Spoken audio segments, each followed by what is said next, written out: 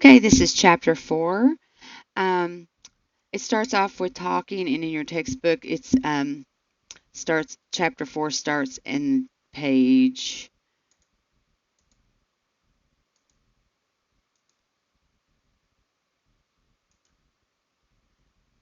79, and it starts talking about the classical theories on page 81. So if you're following along on your text, it might be a good idea to take some notes. It might make your discussion board a little bit easier if you just jot down some notes about some of the things we're going to discuss today. But these are some of the theorists that started research back when there was a lot of assembly lines, things like that, about how organizations should work and whether it was a top down. So you have Weber, Taylor, and I think you say it Fayol, but I'm not sure. And so we're going to go over those three more traditional ones first. And Weber, he had a very strict bureaucracy type theory where everybody was equal. Everything was based on your skills and your abilities. Um, the positions that you were put in belonged to the company, not to you. And everything that was standardized was done in the benefit of the organization. So it wasn't about the employees and their needs. It was about what needs to happen for the company. So it was a very top down philosophy. Um, Speed, precision, the reduction of friction were also associated with the idea. So it was very goal oriented. Uh, the repetitiveness of this work would bring in with it both steadiness and high quality because a lot of this came about on assembly lines. If you do the same thing over and over again, you get really fast at it. Um, and then Taylor talked about the scientific method. He said if you do the scientific studies and research, you can find out the most efficient ways to observe things being done and find the best way to make that the most efficient. Um, his philosophy was that people should be the very well trained in what they do, and as long as they can do what they're supposed to do, other factors didn't matter. Um, and he made a comment about like intelligence, like it doesn't matter if you're an intelligent person or not. Can you do this function at the rate that we need?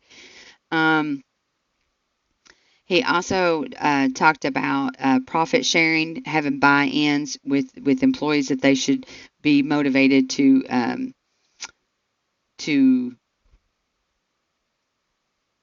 interact with the company, have a buy-in. Um, and so his was a little more about, even though it was very repetitive work because it was about factories, he also felt like people would produce better if they had more than it was just a job at a company. He felt like that if they could be part of that organization with the profit sharings, that they would work harder and be more involved in the care of the agency or organization. And then Henry Fayol, he had 5 basic functions of management: planning, organizing, commanding, coordinating, controlling. And he developed a set of principles that talked about more of a division of work. And so some of the things that he focused on was that uh, the person in authority had a right to give orders, and the power to obtain obedience responsibility emerges directly from authority. So he had that authoritarian aspect, but he also had protective factors in um, for employees. Like there shouldn't be too many cooks in the kitchen type thing. No person should have more than one boss, so that you don't have all these people over you telling you what to do. It should be a very like this person is over these people and this person's over this one leader of each section. And he also believed that you should separate everything into skill sets. So an example of that in mental health would be like you might have a medical uh, agency and a mental health agency, and that everybody should be treated equally and fair and to be satisfied with their jobs. But he also felt like he didn't want these to be enmeshed or anything, so he felt that there should be somebody on each team that communicated with each other, and everything else should be separate. Um, he wanted organizations to want to treat their employees in a way that they felt good about coming to work and were very communicative. He thought that face to face communication was very important in cohesiveness. Um, and this is what he was referring to with the gangplank of a way to communicate with other departments without a chain of command. Like two supervisors might interact and share information, but not enmesh two different departments together. Uh, so professional bureaucracies. I think the concern is when they talk about these bureaucracies, it's such a slow moving process. It's a lot about authority and standards and training. And although all those things are needed, when you get into therapy and skill sets like that, um, it emphasizes the authority of a professional nature, the power of expertise, which we want that in our mental health facilities, but it doesn't allow any room for creativity. And when you're working with the humans and you're working within communities, sometimes you need a little more leeway, sometimes you need to be a little more creative. Um, the major contribution that these more traditional theories had is the ideal that all organization activities should be related to its general goals, which, what's the point of having a mission and a goal if that's not what you're working toward? Um, the origins of human relations usually trace back to Elton Mayo. Mayo really studied things, and you may have heard of the Hawthorne effect. And he basically said, like, when they were doing this study, they called it a phenomenon, like they couldn't understand it. But in reality, like, I think it makes a lot of sense. It was like, okay, it didn't matter what we did in this study group, these people banded together and they kept improving their output. And what they came to learn is those people considered themselves a cohort amongst themselves, and they worked together and protected each other, and it was more important for them to support each other than it had to do with anything with the company. And I think that you see that a lot with people, like they will band together and it has nothing to do about the effects of higher up, but it's a responsibility that they feel to each other to do well, to help each other. Um, and that's what it's talking about, the research there that they did. Um, and that no matter what they did in that group, so they called it a social phenomenon. But um,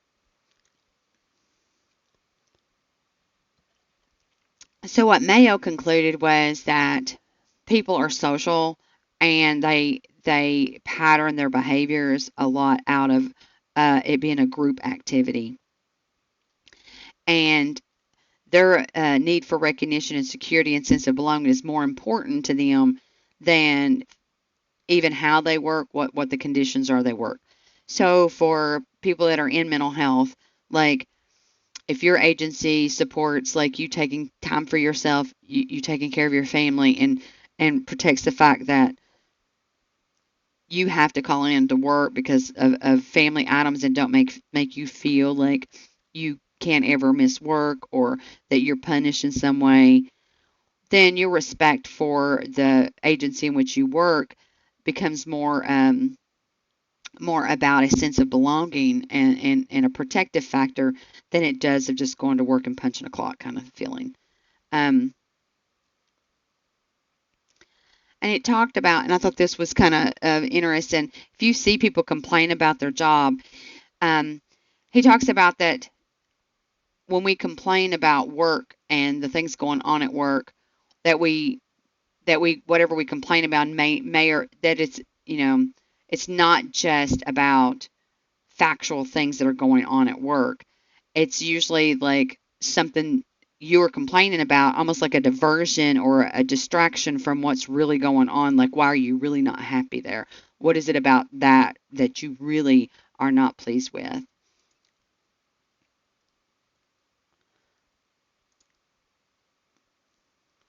supposed to scroll. Sorry. Hit the wrong button.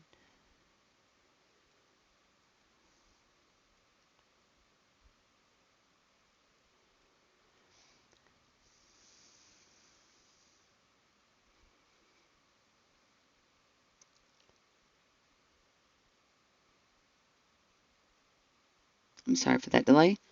Um,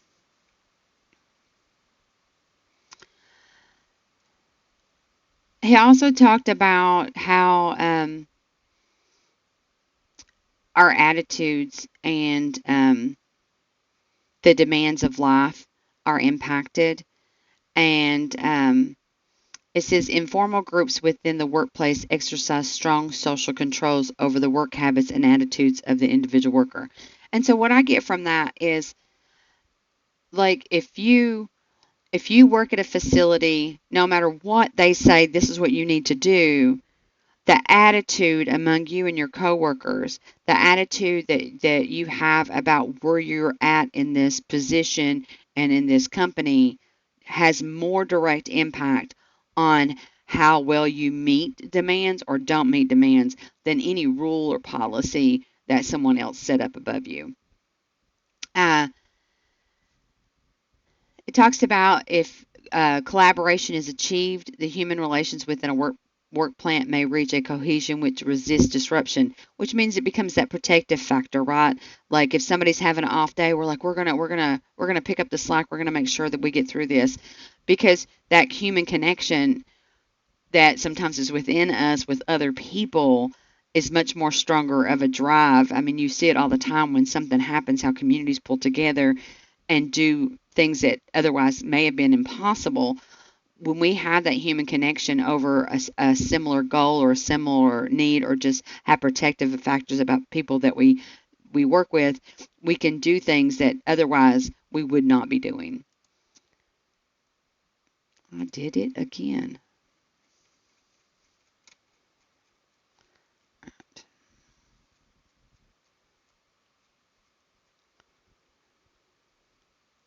Um, so then it talks about out of all of these factors, two of them are still very impactful today. One is the existence and influence of the informal group within the formal organization. And I think that if you've ever worked with a group of people, that makes a really a lot of sense. And the other one is the Hawthorne effect, which is even used as a possible bias in research. We talk about the Hawthorne effect, where people do better just because they know you expect them to do better or say that they're doing better. They just work harder because of the expectations. Um,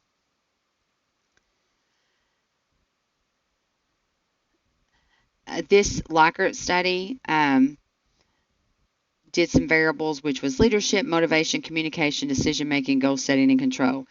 Uh, and this is just talking about the research and the different variables that they used within the research. And so, system ones was the organization. And what they found was characterized by leaders who distrust their subordinates. So, like, if you don't trust the people that are working for you, then you become to micromanage and control and try to be powerful over them.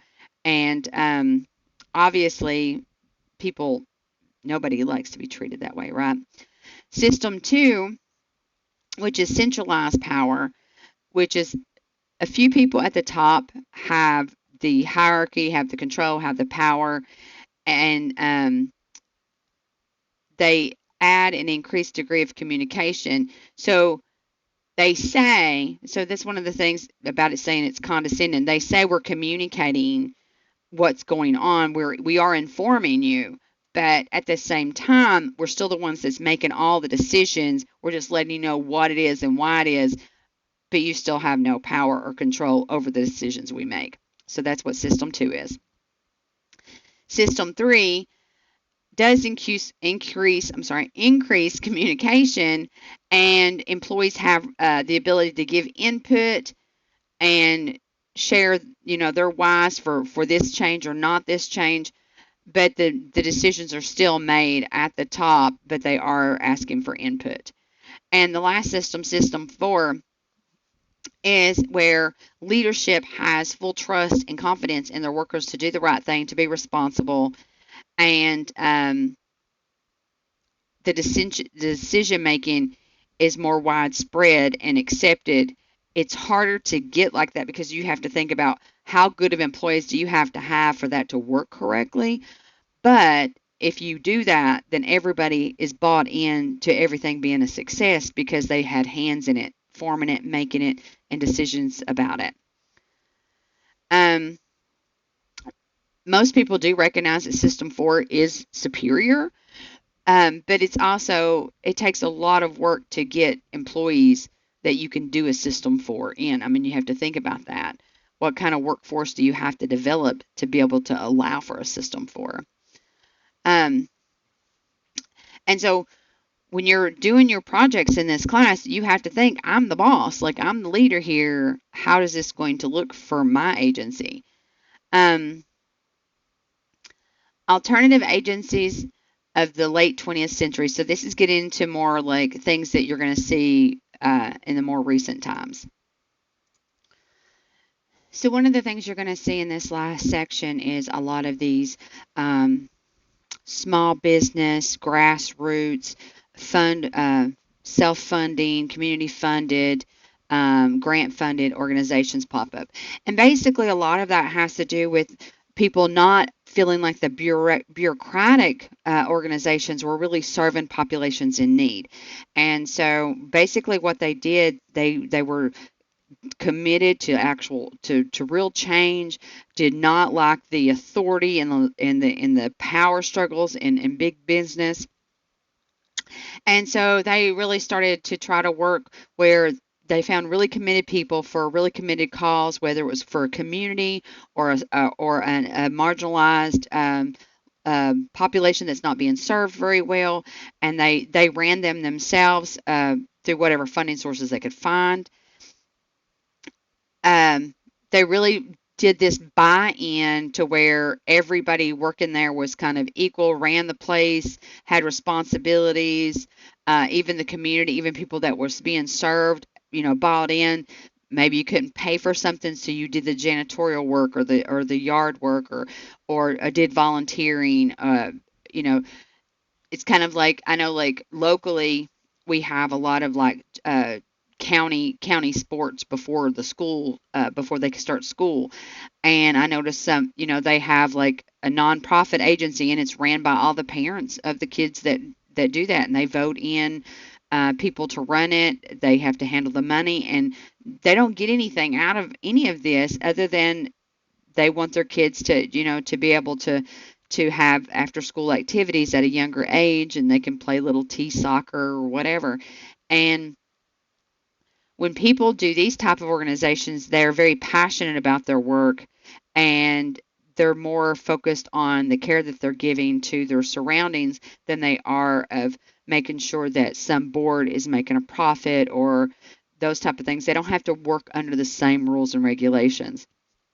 So one of the things that's really important as you listen to this very boring and dry chapter I'm very aware of, and I apologize for that, is just try to think about jobs that you've had in your past, jobs that you want to get in your future.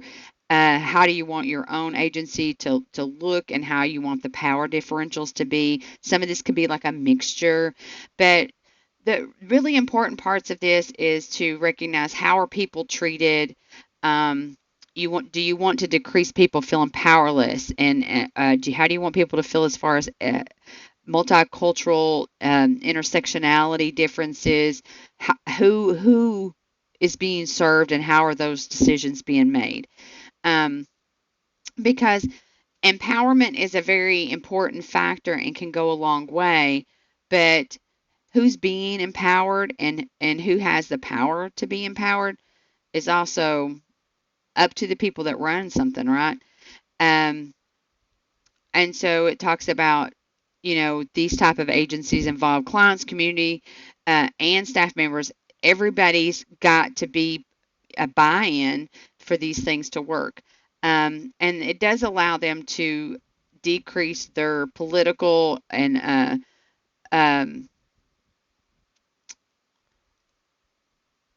being politically ran, but it also allows them to uh, advocate for things that are not being done for certain groups, certain populations, those in need. Um, it is based a lot on inclusion and maintenance and um, marginalized groups. Of course, it is important to meet the urgent needs of people who face multiple sources of oppression and multiple traumas. It may be even more important, however, to make sure that help is provided in a way that is respectful and empowering. So it has that type of focus when things are able to come out of a bureaucratic way and look at people individually and more as a human than structured. So that is chapter 4. And thank you for sticking with me.